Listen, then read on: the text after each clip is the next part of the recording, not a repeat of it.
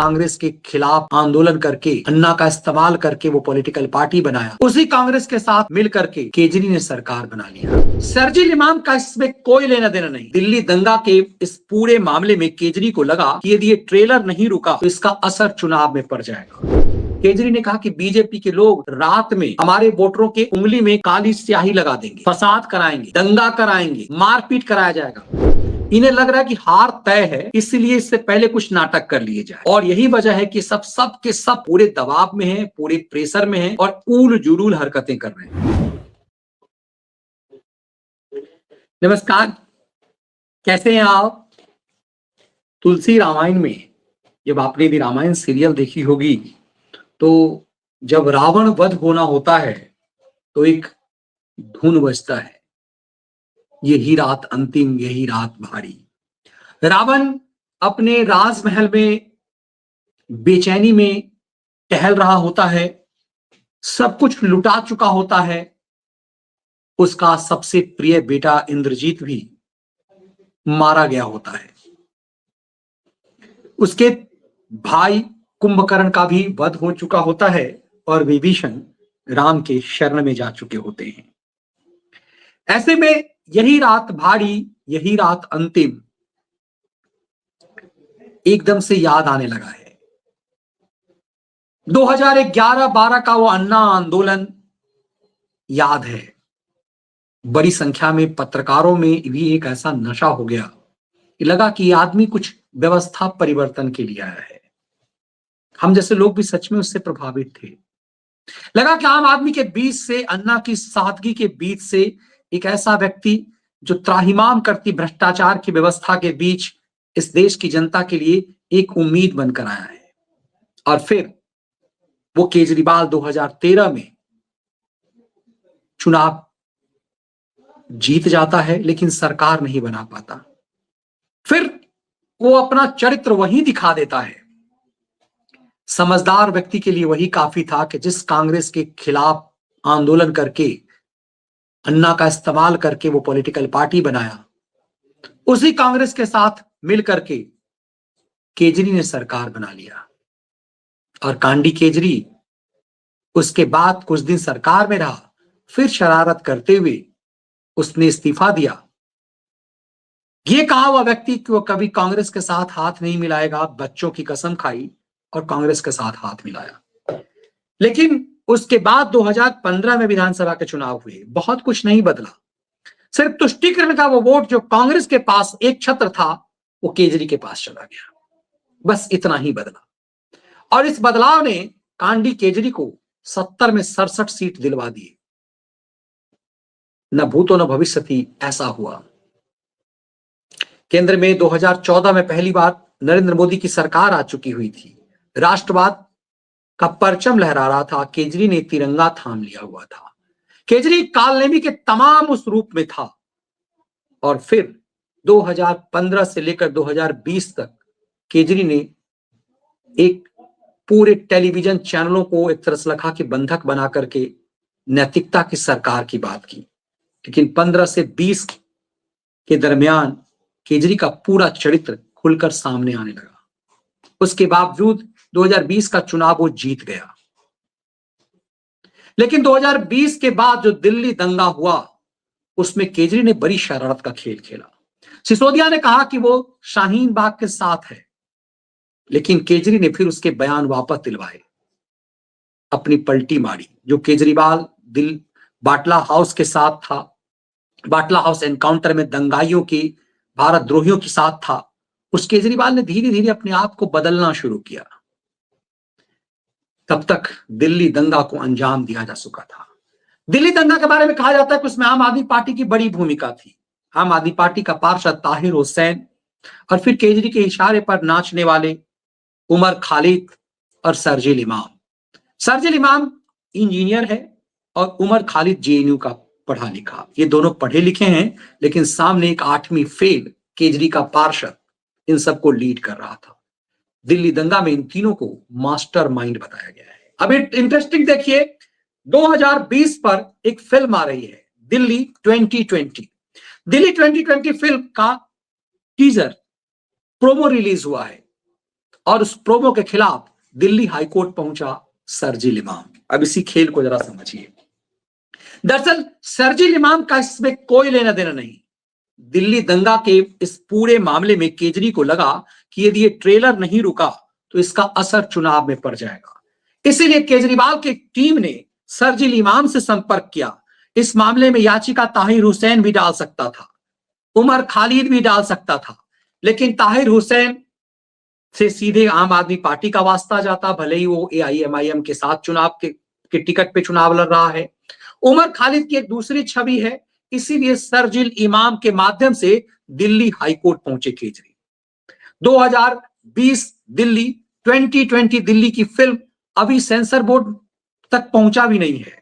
अभी सिर्फ promo teaser जारी हुआ है और इसको लेकर के टीम केजरी ने बड़ी शरारत तरीके से इसे दिल्ली हाईकोर्ट में पस्त करने की कोशिश की और यह कहा गया कि चूंकि अभी दिल्ली दंगे पर फैसला आया नहीं है, अदालत में मामला चल रहा है, इसलिए इस फिल्म को रिलीज नहीं किया जाना चाहिए। सोचिए, गुजरात दंगे पर ना जाने क्या क्या नहीं बन गया, सबकी वो कोर्ट में ही सब कुछ था, लेकिन दिल्ली हाईकोर्ट में शरजील इमाम की याचिका बड़ी जोरों के साथ बड़े बड़े लॉयर लड़े और इस लिहाज से कि ये जो ट्रेलर चल रहा है इसको रोका जाए, क्योंकि इससे लगेगा कि दिल्ली दंगा आम आदमी पार्टी ने करवाया था और इसीलिए शरजील इमाम को मैदान में उतारा गया।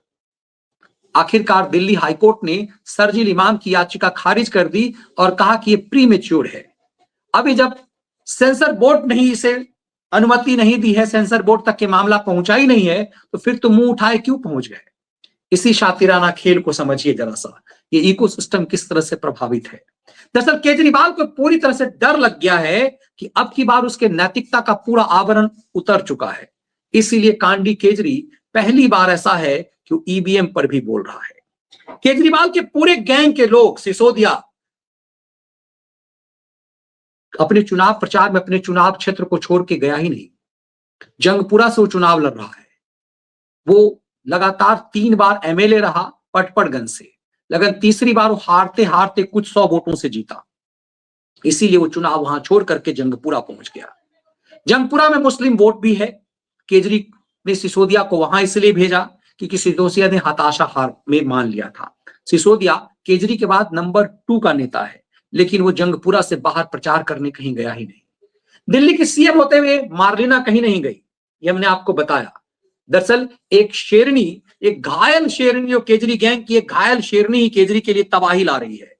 स्वाति मालीवाल ने जिस तरह से केजरी का पूरा पोल खोलना शुरू कर दिया है, केजरी स्वाति मालीवाल को छूने की कोशिश नहीं कर रहा। पूरा केजरी गैंग स्वाति मालीवाल पर चुप्पी लगाए हुए है। केजरी को इस चुनाव से पहले यह साफ लग गया है कि अब उसकी हार नहीं हो रही है, उसकी बर्बादी हो रही है। यदि वोट परसेंटेज बढ़ा तो केजरी की तबाही हो जाएगी। मुस्लिम बहुल क्षेत्र में शातिराना स्टाइल में केजरी ने कोई प्रचार ही नहीं किया। मुर्शिदाबाद से लेकर के इनफैक्ट देखिए शाहीन बाग इलाके में जहां जहां मुस्लिम वोट है वहां केजरी ने प्रचार ही नहीं किया। केजरी को लगता है कि AIMIM भी यदि जीत जाती है मुस्लिम बहुल इलाके में तो वो उन्हीं के साथ आएंगे।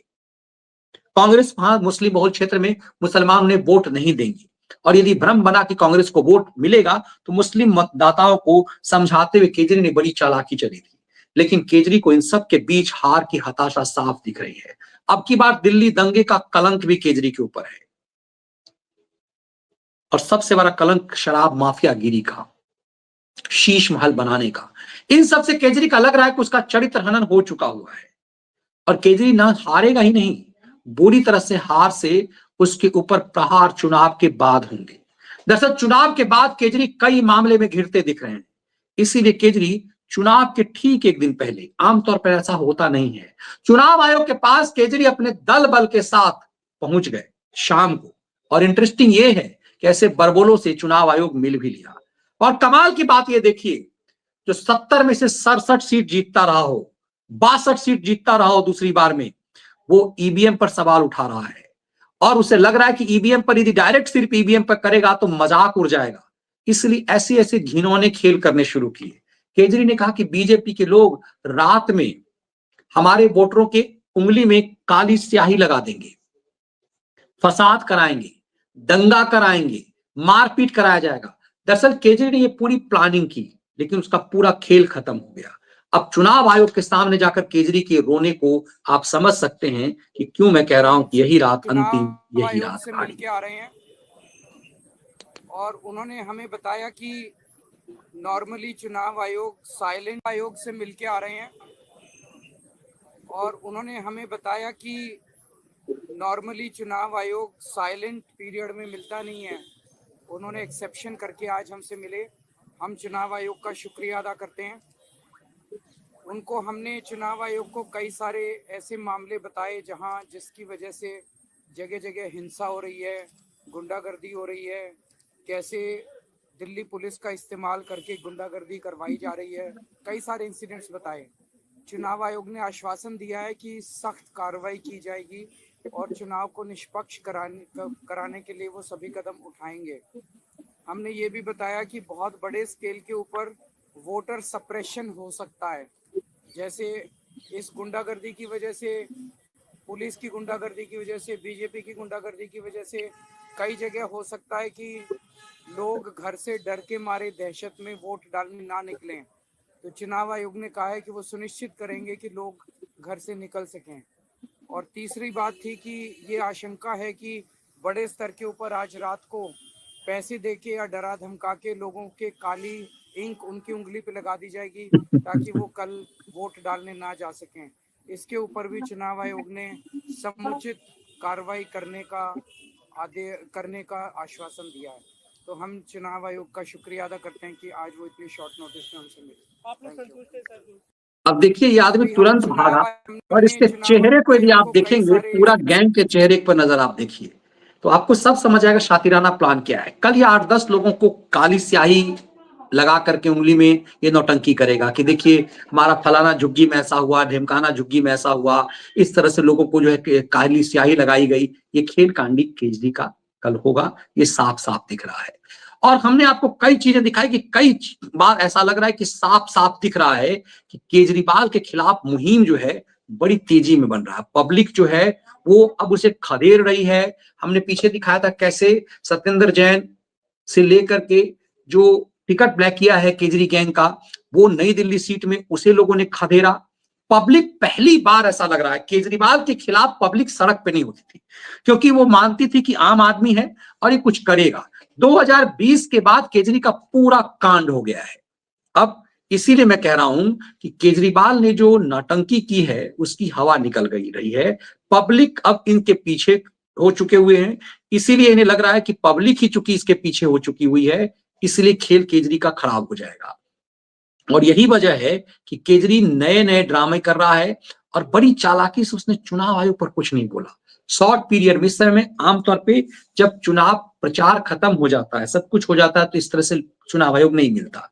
लेकिन फिर भी इसके बरबोलेपन, इसके षड्यंत्र के कारण इससे मिला कि देखा ही चिरकुट बोल क्या रहा है।